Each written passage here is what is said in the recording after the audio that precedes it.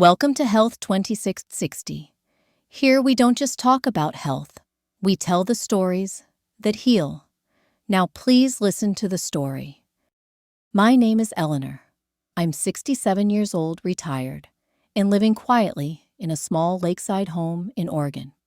The air is crisp here, even in the summer, carrying the scent of pine and damp earth. The lake, a shimmering expanse of blue, is my constant companion, reflecting the ever-changing moods of the sky. I found this place after my husband George passed away. He always dreamt of retiring by a lake, fishing rod in hand, but he never got the chance. So I made it happen for both of us in a way. Every morning, I go through the same gentle rhythm. It's my anchor, my silent conversation with the world. I boil some water in my vintage kettle, the one George always complained took too long, but I loved the gentle whistle it made. For green tea. Then, I warm up a bowl of oats, not the instant kind, mind you, but the old-fashioned rolled oats that require a little patience and stirring. I add a splash of almond milk, its subtle nutty flavor, a comforting start to the day, and finish it with a generous handful of fresh blueberries from my garden. Those blueberries are my pride and joy. I planted the bushes myself, carefully nurturing them from tiny saplings. Now they burst with plump, juicy berries, a vibrant indigo against the backdrop of green leaves. I believed I was doing everything right. I mean, the magazines, the websites, everyone touted the benefits. Blueberries for the eyes, protecting against age-related decline. Green tea for its potent antioxidants, fighting off free radicals. Oats for heart health, lowering cholesterol, and keeping me feeling full and energized. It felt like a superfood breakfast, a daily dose of preventative medicine, a shield against the ravages of time. I even took a daily multivitamin, just to be sure. I exercised regularly, too. Gentle walks around the lake, tending to my garden, and the occasional yoga class at the community center. I felt, dare I say, healthy. But then, something began to change. It started subtly, almost imperceptibly, like a shadow, creeping in at the edges of my perception. I started noticing the words on the page, becoming blurry, even under good lighting. I'd hold my books closer, squinting, trying to focus, but the letters would swim and dance before my eyes. Driving at night, the headlights of oncoming cars seemed extra harsh, blinding me with their glare. I'd have to slow down, gripping the steering wheel tighter, my heart pounding in my chest. And sometimes I'd see these strange, floating specks, like tiny shadows, drifting across my vision. They'd dart and flit about just out of focus, like dust motes dancing in a sunbeam. At first, I brushed it off. Probably just age. I told myself a mantra I repeated, like a prayer. It happens. Everyone's eyesight deteriorates eventually. Just get some stronger reading glasses, Eleanor. Don't be such a worrywart. But it kept getting worse. The blurry vision became more persistent, the night driving more treacherous, the floating specks more frequent and distracting. One morning, I looked out over my garden, my beloved garden, the source of so much joy, and the vibrant green of my blueberry bushes looked dull, faded, like someone had turned down the color on my world. It was as if a veil had been drawn over everything, muting the hues and dimming the light. That's when I knew something was truly wrong. Something beyond the normal aches and pains of aging. Something more serious. I scheduled an appointment with my eye doctor, Dr. Anya Sharma, a young woman with kind eyes and a reassuring smile. The waiting room was filled with the usual assortment of patients. Elderly couples holding hands, young children clinging to their parents, teenagers glued to their phones. I felt a knot of anxiety tighten in my stomach. After what seemed like an eternity, a nurse called my name. Dr. Sharma performed a battery of tests, shining bright lights into my eyes, measuring my vision with complex machines, and asking me a series of questions about my health history. I tried to remain calm, but my hands were trembling.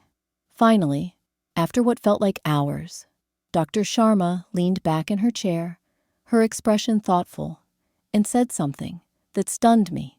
"Eleanor," she said gently, "you're showing early signs of macular degeneration, and your iron levels are very low." I blinked, trying to process her words. Macular degeneration, I knew vaguely what it was, a progressive eye disease that could lead to blindness. And low iron. But, I eat healthily? I stammered my voice, barely a whisper. Lots of berries, whole grains tea. I don't even eat red meat. I thought I was doing everything right. Dr. Sharma nodded slowly, her gaze unwavering. "I understand your confusion, Eleanor," she said. "It's not always about what you eat, but also about how and when you eat it." "Can I ask," she said, "what do you usually eat for breakfast?" I told her. "Blueberries, oats, almond milk, green tea, the perfect healthy start to the day." Or so I thought. She smiled, kindly, but with a hint of knowing, and said, "That might be part of the problem." I was completely baffled, but how those are all good for you, aren't they? Dr. Sharma proceeded to explain something I had never heard before, something that challenged everything I thought I knew about nutrition. "Eleanor," she said, "each of those foods are wonderful on their own, packed with vitamins, minerals, and antioxidants. But when combined, especially at the same time, they can block the very nutrients your eyes need to stay healthy and interfere with iron absorption." Then she broke it down, explaining the science behind her statement in a way that I could understand. "Green tea contains tannins," she said, "which are naturally occurring compounds that bind to iron and prevent its absorption in the digestive tract. This effect is particularly pronounced when green tea is consumed close to meals, especially those containing iron-rich foods." I thought about all those mornings I diligently brewed my green tea and sipped it alongside my oat and blueberry breakfast. I'd been unwittingly sabotaging my body's ability to absorb the iron it needed. "Blueberries are rich in oxalates," she continued, "which are another type of compound that can interfere with the absorption of iron and calcium.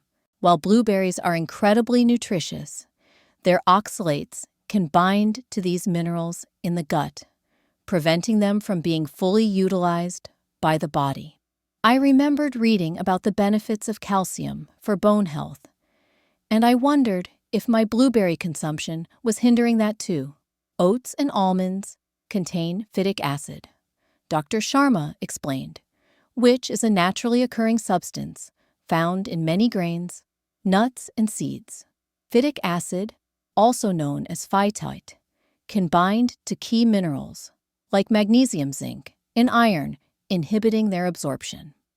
This is especially true if these foods are consumed raw or without proper preparation." She suggested soaking the almonds overnight to reduce the phytic acid content, a trick I'd never heard of. "In other words," she said, summarizing her explanation, "instead of absorbing nutrients, your body is being blocked from them. You're essentially creating a nutritional traffic jam in your digestive system." I was stunned. I felt a wave of disbelief wash over me. I thought I was nourishing myself, providing my body with the fuel it needed to thrive. But instead, I was unknowingly depriving it, hindering its ability to function properly. That night, I couldn't sleep. The lake outside my window was dark and still reflecting the faint glow of the moon. I felt restless, agitated, and deeply troubled. I stood in the kitchen, staring at the bowl of blueberries in my fridge. Plump, innocent-looking blueberries, and felt a strange wave of guilt. Not because I had eaten something bad, something processed or unhealthy, but because I had assumed that healthy foods always help no matter how you eat them. I had blindly followed the advice of self-proclaimed health gurus without understanding the underlying principles of nutrition. I had treated my body like a machine, pumping it full of superfoods, without considering how they interacted with each other, or how my body was actually responding. But the truth was gentler, more nuanced. It's not just what we eat. It's how, when, and with what. It's about understanding the delicate balance of nutrients, the complex interactions within the digestive system, and the unique needs of our individual bodies. The next morning, I woke up determined to change. I wasn't going to throw out my blueberries or banish green tea from my life, but I decided to approach my nutrition with greater care, more awareness, and a deeper respect for what my body was telling me. Here's what I did. I began eating blueberries mid-morning on their own, as a standalone snack, not with tea or nuts. This allowed my body to absorb their nutrients without interference from other compounds.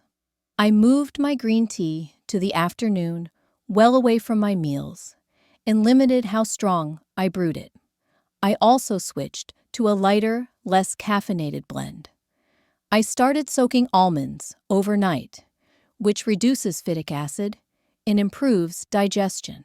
I simply place them in a bowl of water before bed and rinse them in the morning. It was a small change, but it made a difference. I added vitamin C-rich foods like strawberries, bell peppers, and lemon to my meals, helping my body absorb more iron. Vitamin C is known to enhance iron absorption, so I made a conscious effort to include it in my diet, and I discovered a new favorite: blueberries with Greek yogurt, full of protein, probiotics, and calcium. Gentle on the gut, nourishing for my eyes. The probiotics in the yogurt also aided in digestion. I didn't change everything at once. I didn't overhaul my entire diet overnight. Just one mindful adjustment at a time, one small step towards greater health and well-being. I started paying attention to how my body felt after eating certain foods, noting any signs of discomfort or digestive issues. I listened to my intuition, trusting my body's wisdom to guide me towards the right choices. 2 months later, I sat by my window, sipping chamomile tea, a much gentler choice than green tea in the evening, and looked out at the garden. The green was back. The haze had lifted. The colors were vibrant and clear, as if someone had turned up the saturation on my world. I could read my books again without strain, losing myself in the stories and adventures that had once seemed beyond my reach. I drove at night with confidence, no longer fearing the blinding glare of headlights. At my follow-up appointment, Dr. Sharma smiled. "Your vision's stabilized," she said, "and your iron levels are climbing again. You're doing great, Eleanor. I didn't need medication. I didn't need expensive treatments or complicated procedures. I just needed to understand my body's language, to listen, to adjust, to honor it, and to remember that true health is not just about eating the right foods, but about creating a harmonious balance within." I'm not sharing this story to make you afraid of blueberries or to tell you green tea is bad. It's not. I just want to share something I wish I had understood sooner. Even the healthiest foods can lose their power or even work against you if they're not combined thoughtfully. It's not just about what you eat, but when you eat it and what you eat it with. I still love blueberries. I still enjoy green tea, but now I give them space. I let each one do its job without getting in the way of the other. I've learned that small changes, timing my meals, better soaking my almonds, Adding a slice of lemon can make a big difference. And I've learned to trust my body, to listen when something feels off, to pay attention to what helps me feel better, not just what sounds good in a magazine. If you're trying to eat better, don't give up. Don't worry if you don't get it perfect. No one does. Just take one step at a time. And if one day your vision starts to blur or something in your body feels different, don't panic. Just pause, breathe, and ask yourself gently, what is my body trying to tell me? Because deep down, I believe it always knows. Health 2660. Thanks you for listening. We'll see you in the next video, and until then, be kind to yourself.